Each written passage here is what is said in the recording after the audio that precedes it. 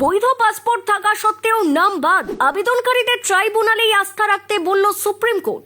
আবেদনকারীদের দাবি, বৈধ পাসপোর্ট থাকা সত্ত্বেও ভোটার তালিকা থেকে নাম বাদ দেওয়া হয়েছে, এমনকি নির্দিষ্ট কোনো কারণ না দেখিয়েই ভোটার তালিকা থেকে তাদের বাদ দেওয়া হয়েছে বলেও অভিযোগ করেন আবেদনকারীরা। বাংলার ভোটার তালিকা আপাতত ফ্রিজ, বিবেচনাধীনদের মধ্যে বাদ পড়ে গিয়েছেন অনেকেই। এদিকে আজ সোমবার থেকে সম্ভবত ট্রাইব্যুনালের কাজও শুরু হচ্ছে। ট্রাইব্যুনালে বৈধ বলে বিবেচিত ভোটাররা কি দিতে পারবেন ভোট? এটাই এখন লাখ টাকার প্রশ্ন। তবে ভোটার তালিকা ফ্রিজ করা নিয়ে কোনো হস্তক্ষেপ করল না সুপ্রিম কোর্ট, বরং ট্রাইব্যুনালের ওপরেই ভরসা রাখছে আদালত। মামলার শুনানিতে শীর্ষ আদালতে স্পষ্ট পর্যবেক্ষণ, ট্রাইব্যুনালের সিদ্ধান্তই চূড়ান্ত, আবেদনকারীকে সেখানেই যেতে হবে। রাজ্যে এসআইআর প্রক্রিয়া শেষে ভোটার তালিকা থেকে প্রায় 91 লক্ষ নাম বাদ গিয়েছে। নির্বাচন কমিশনের নিয়ম অনুযায়ী প্রথম ও দ্বিতীয় দফার ভোটার তালিকা ইতিমধ্যেই ফ্রিজ করে দেওয়া হয়েছে, তা এখনই পরিবর্তন করা যাবে না। আর এই সিদ্ধান্তকে চ্যালেঞ্জ করে সুপ্রিম কোর্টের দ্বারস্থ হন বেশ কয়েকজন। আবেদনকারীদের দাবি, বৈধ পাসপোর্ট থাকা সত্ত্বেও ভোটার তালিকা থেকে নাম বাদ দেওয়া হয়েছে, এমনকি নির্দিষ্ট কোনো কারণ না দেখিয়েই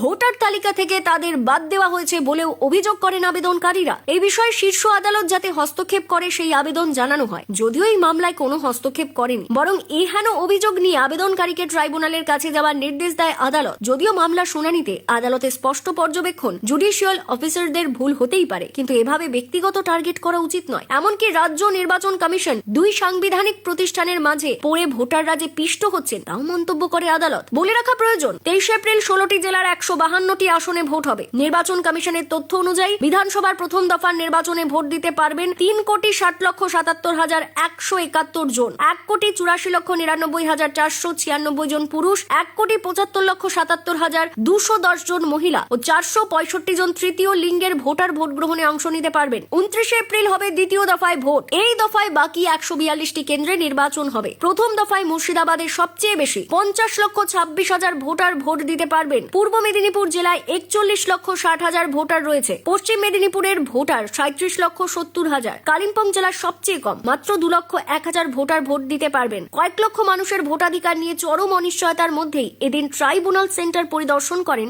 বিচারপতিরা।